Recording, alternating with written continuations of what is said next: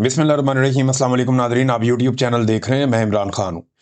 Nadreen, मैंने वैसे ही एक दिन सोचा था कि अलीम खान के ख़िलाफ़ कभी कोई ज़्यादा बात करूँगा नहीं। उसकी वजह यह है कि अलीम खान ने मुझे एक दिन नौकरी से निकाला था और उसके बाद मैंने सोचा कि अगर मैंने कभी इसके ख़िलाफ़ कोई प्रोग्राम किया या कोई स्पेशल बात की तो ऐसा है शायद कि मैं ज़ाती तौर पे गुस्से में हूँ और मेरी इसने रोज़गार मेरे से छीना था और मेरे साथ ज़्यादती की थी, कहीं बदला ना हो जाए।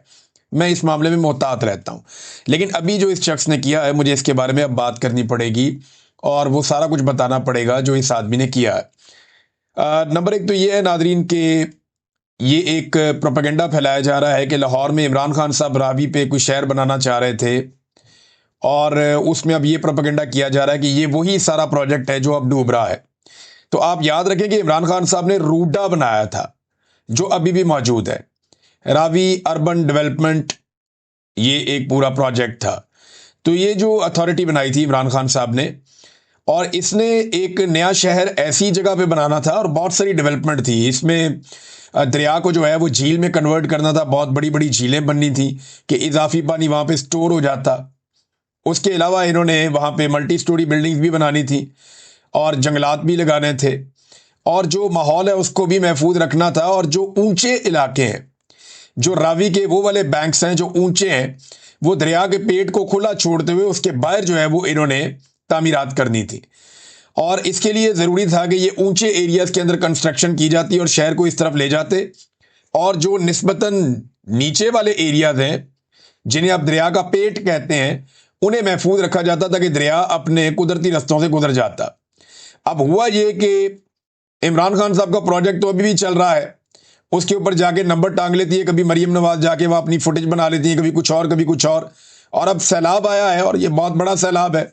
तो उसके बाद जिन सोसाइटियों को इमरान खान साहब मना कर रहे थे ना कि इनको एनओसी नहीं देना, उनके अंदर पानी घुस गया है। इमरान खान साहब ने क्या कहा था, मैंने ये आपको पिछले वीलॉग में सुनाया कि इमरान खान साहब ने कहा कि अलीम खान का प्रॉब्लम यह था कि उसने एक बहुत बड़ी जमीन खरीद ली थी दरिया के अंदर, यानी वो दरिया का इलाका है, दरिया की जमीन है जिसे अलीम खान ने खरीद लिया था और वो वहां पे ग्रीन एरिया को ब्राउन एरिया में कन्वर्ट करना चाहता था। और ये करते हुए वो वहां पे अपनी रेजिडेंशियल सोसाइटी को एक्सटेंशन देकर अरबों रुपया कमाना चाहता था। ये उसकी ख्वाहिश थी अलीम खान की। लेकिन इमरान खान साहब और उस्मान बुज़दार इस ख्वाहिश के रास्ते में रुकावट बन गए। उस वक्त एक हुआ करते थे एसएम इमरान साहब।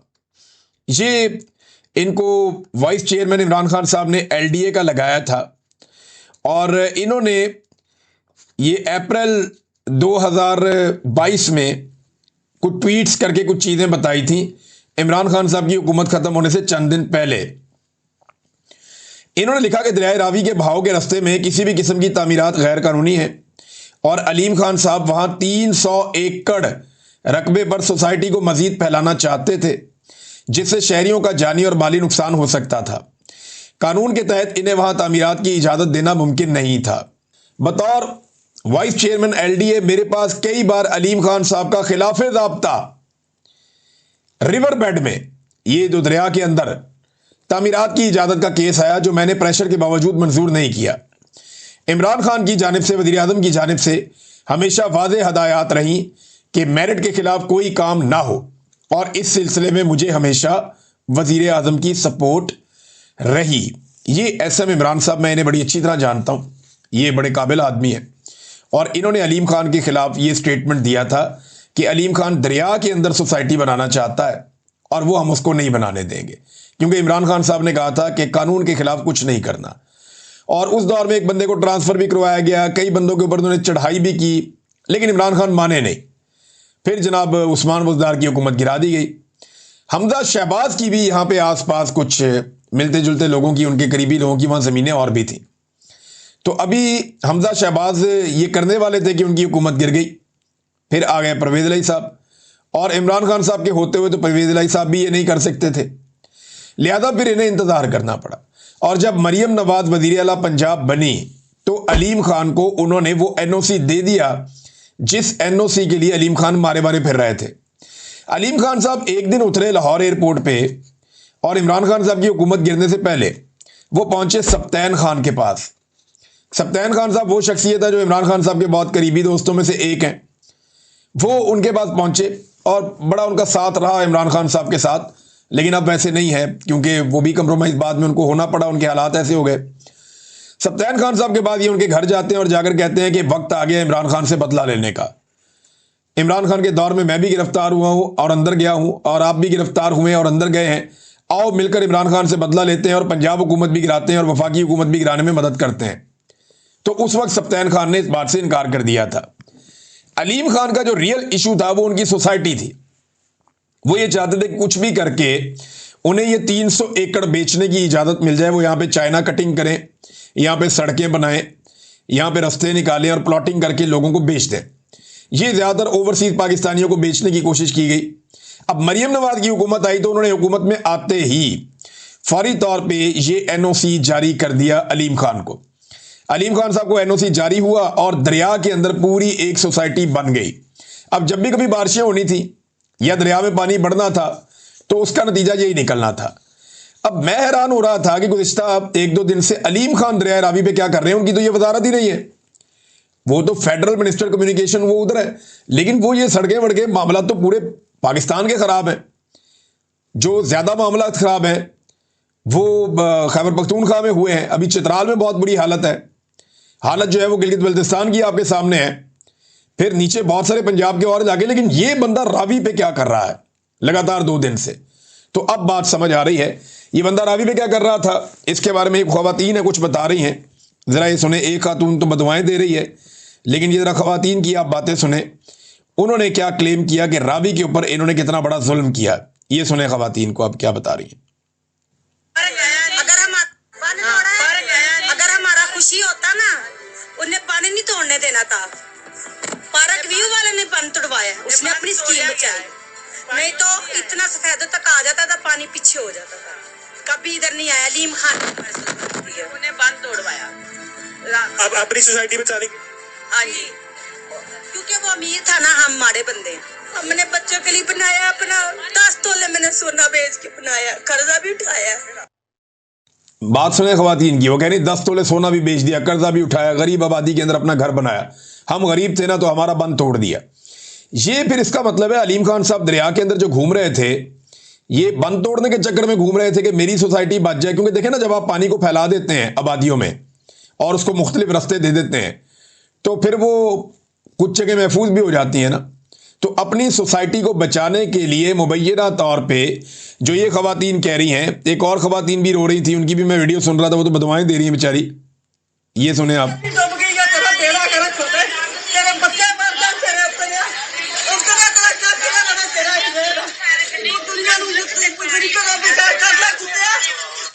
ये खातून जो है वो बुरा भला कह रही हैं, बददुआएं दे रही हैं, इनका भी घर भीग गया और जो इनका घर बह गया। अब ये गरीब लोग हैं, इनके कच्चे मकानात थे, इन्होंने बेचारों ने बड़ी मुश्किल से, किसी ने जेवर बेच के, किसी ने मजदूरी करके, उधार पकड़ के इन्होंने अपने घर बनाए हुए थे। तो इनके बंद तोड़ दिए गए मुबैना तौर पे अलीम खान की सोसाइटी बचाने के लिए।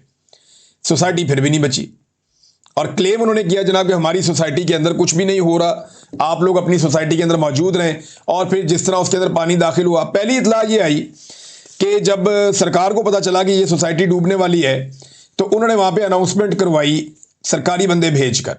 तो उन सरकारी बंदों को इन्होंने डरा धमका के और उनके साथ बदतमीजी करके उनको अपनी सोसाइटी से बाहर निकाल दिया। और बाद में ये गर्म भी हो गए कि जनाब इन बंदों को ट्रांसफर किया जाए। सुना 1-2 लोगों की ट्रांसफर भी होगी, वहां पे काफी बदतमीजी अलीम खान के लोगों ने की और अलीम खान ने भी इसका बड़ा गुस्सा किया। बाद में बंद वगैरह तोड़वा के इन्होंने अपनी सोसाइटी बचाने की कोशिश की, लेकिन सोसाइटी के साथ जो हुआ वो आपको बाद में बताता हूं और दिखाता भी हूं आपको। पहले आप ये देखें कि अलीम खान क्या क्लेम कर रहे हैं एक खुश्क जगह पे खड़े होकर दरिया के किनारे। जरा ये सुने आप। जितने भी बंद बनाए गए हैं बड़े महफूज हैं और अल्लाह का शुक्र है कि किसी एक शख्स को भी यहाँ से नकल मकानी नहीं करनी पड़ी और तमाम लोग जो हैं वो बड़े सुकून के साथ अपने घरों में सो रहे हैं। जिन्होंने यहाँ के लिए बहुत सारी बातें की थी कि ये पार्कों में बड़ा खतरा है, पार्कों में ये हो गया वो हो गया, अल्लाह का शुक्र है अल्हम्दुलिल्लाह पार्कों को महफूज रखा। बड़ी लंबी चौड़ी बात है। वो कहते हैं जी कोई एक बंद भी नहीं टूटा, कोई थोड़ा सा पानी भी नहीं आया, कोई एक बंदा भी है उसने नकल मकानी नहीं की। अब जरा ये आप देखें, कश्तियां चल रही हैं पार्क व्यू के अंदर, लोग नकल मकानी कर रहे हैं। पार्क व्यू की गलियों में कश्तियां चल रही हैं। लोगों ने ड्रोन फुटेज बना बना के भेजी है कि आधी सोसाइटी डूब गई है और जितना एरिया पार्क व्यू का बनाया गया था दरिया के अंदर वो सारा का सारा डूब गया है। इमरान खान का विजन था कि ये काम नहीं करने देना, लेकिन क्योंकि अलीम खान ने मिलिट्री एस्टेब्लिशमेंट के साथ मिलकर मदद की और इमरान खान की हुकूमत को गिराया अपनी इस सोसाइटी के लिए, और बाद में वादे के मुताबिक मरीम नवाज ने आते ही अलीम खान साहब को एनओसी दिया दरिया के अंदर सोसाइटी बनाने का, मुबैना तौर पे जो सर्कुलेट भी कर रहा है और खुद सोसाइटी का उसके ऊपर वो लेटर पैड है जिसके ऊपर लिखा हुआ है। तो अब मामला ये है कि किसको पूछा जाएगा, कौन पूछेगा। पहला सवाल तो ये है, जो बड़े सवालात अब खड़े हो गए हैं इस मामले को लेकर, जो सबसे पहला और बड़ा सवाल है वो ये है कि एनओसी क्यों अप्लाई किया गया दरिया के अंदर। इमरान खान के दौर में भी किया गया ना, बाद में भी किया गया, क्यों अप्लाई किया, किसने किया। नंबर 2, एनओसी किसने दिया और क्यों दिया। मरीम नवाज के दौर में दिया गया। फिर किसने कितना माल बनाया ये भी देखा जाए।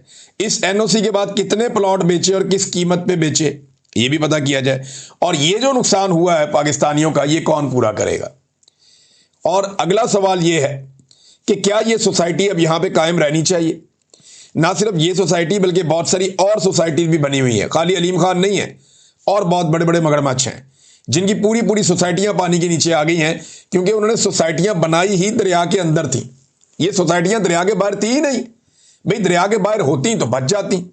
अब एक चीज है ही दरिया के अंदर, तो जब भी दरिया में पानी आएगा तो पानी तो अपने रास्ते से गुजरेगा।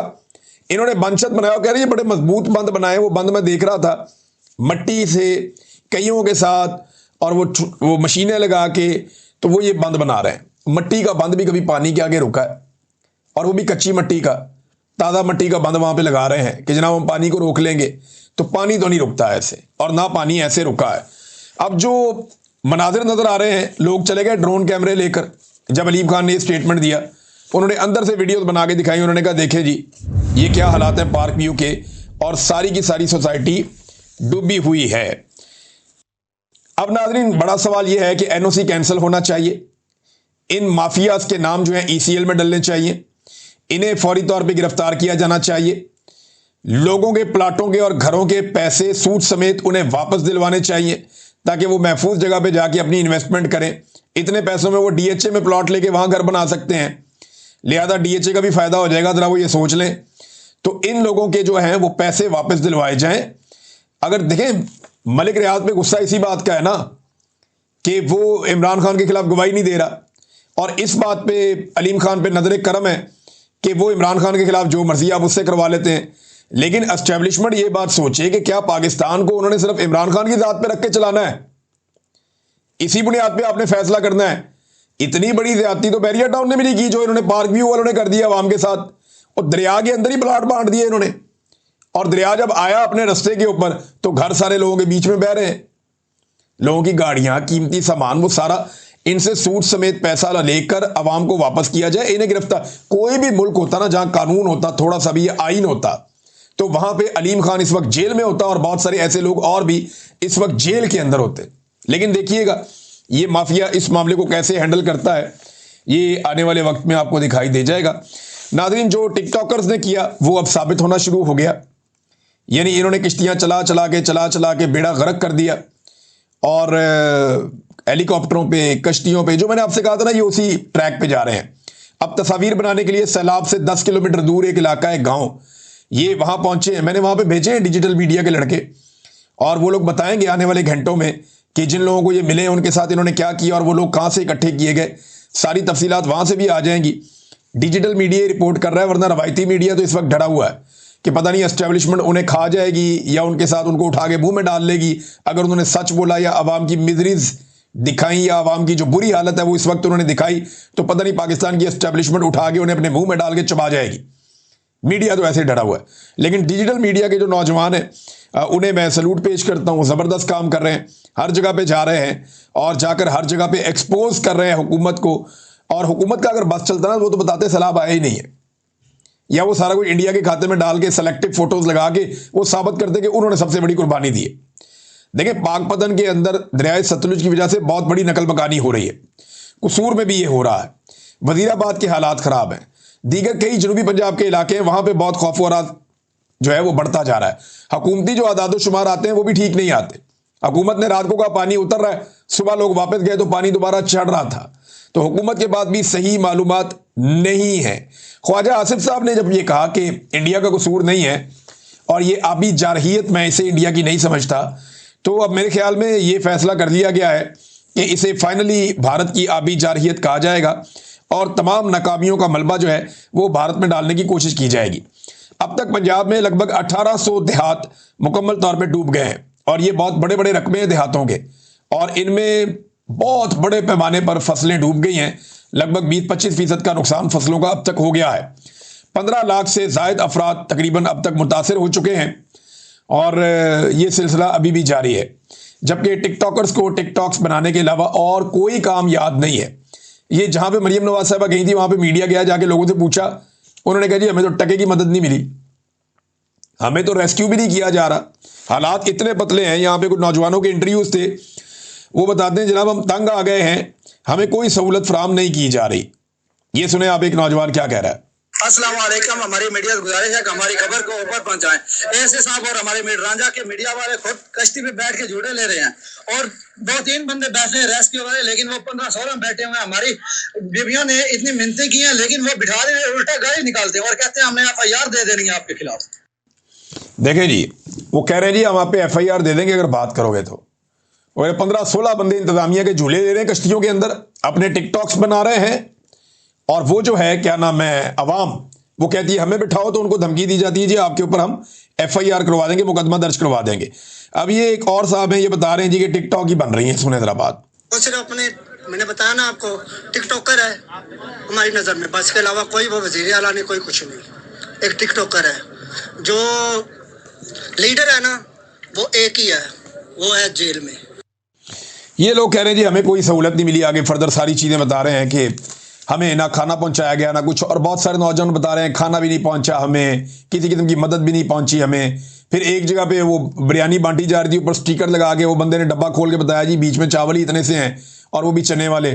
तो अजीबो गरीब हालत हमारी की हुई है। इन्होंने अपनी प्रमोशन पे इन्होंने कमर बांधी हुई है। हम जब खाना लेने आते हैं तो हमारी वीडियोज ऐसे बनाते हैं जैसे हम मांगने वाले हैं, तो लोगों की हद तक भी कर रहे हैं और लोगों को कुछ दे भी नहीं रहे।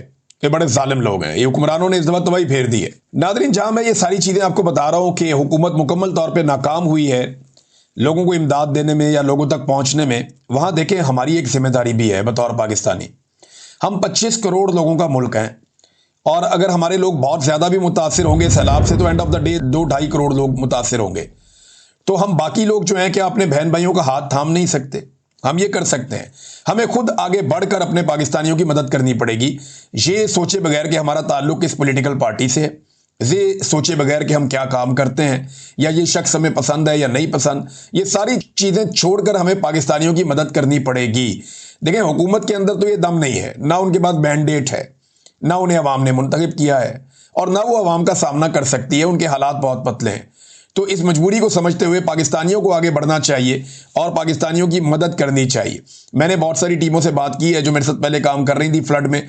उन सबसे मैंने कहा जी आप देखें जाके और चेक करें हमें किन चीज़ों की ज़रूरत पड़ सकती है। हम पाकिस्तानियों से अपील करेंगे ताकि पाकिस्तानी जो सैलाब से मुतासरा इलाके हैं या जो लोग हैं उन तक जो इमदादी सामान है वो पहुँचाना शुरू करें। तो ये पाकिस्तानियों से अपील है कि जो जो सामान सैलाब मुतासरीन को चाहिए वो उन्हें पहुंचाएं। पंजाब के शहरी, खैबर पख्तूनख्वा के शहरी और आगे अब ये सिंध की तरफ जा रहा है तो वहां के लोग भी आपकी मदद के मुंतज़िर हैं। नाज़रीन, एक और खबर मैं आपके सामने रखता हूं। ये एक प्रोजेक्ट था बड़ा, मरियम नवाज का लाडला एक प्रोजेक्ट था जिसके ऊपर ज़ईम लगारी साहब ने एक दफ़ा कवरेज की और ज़ईम लगारी साहब ने बताया कि जनाब ये 2 नंबरी हो रही है और इसके अंदर करप्शन हो रही है प्रोजेक्ट में और ये 2 नंबर प्रोजेक्ट है। तो लाहौर डेवलपमेंट अथॉरिटी ने बाइक लेन मंसूबे को ख़त्म करने का फैसला कर लिया। मंसूबे के बाद सड़क पर रश मज़ीद बढ़ गया था और फ्लो मुतासिर होने लगा था, जिसके बाद शहरियों की मुश्किलात में इजाफा हुआ। डॉन अखबार के मुताबिक हादसात में 30% इजाफा हो गया था। ये वाला प्रोजेक्ट बनाने के बाद बाइक लेन के लिए नस्ब किए गए डिवाइडर्स हटा दिए गए हैं और सबज रंग तो वैसे ही धुल गया था पहली बारिश में। तो ये खबर जब ज़ईम लगारी ने दिया था तो उसका शुक्रिया अदा करने की बजाय उसको ISI उठा के ले गई। हफ्ता उसके ऊपर टॉर्चर करते रहे, फिर उसको छोड़ दिया और आज मुंह काला हो गया सबका कि वो डिवाइडर भी हट गए, वो रंग भी मिट गया।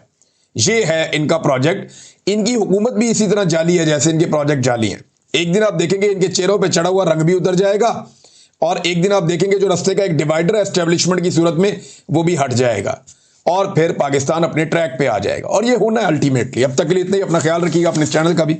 अल्लाह हाफिज।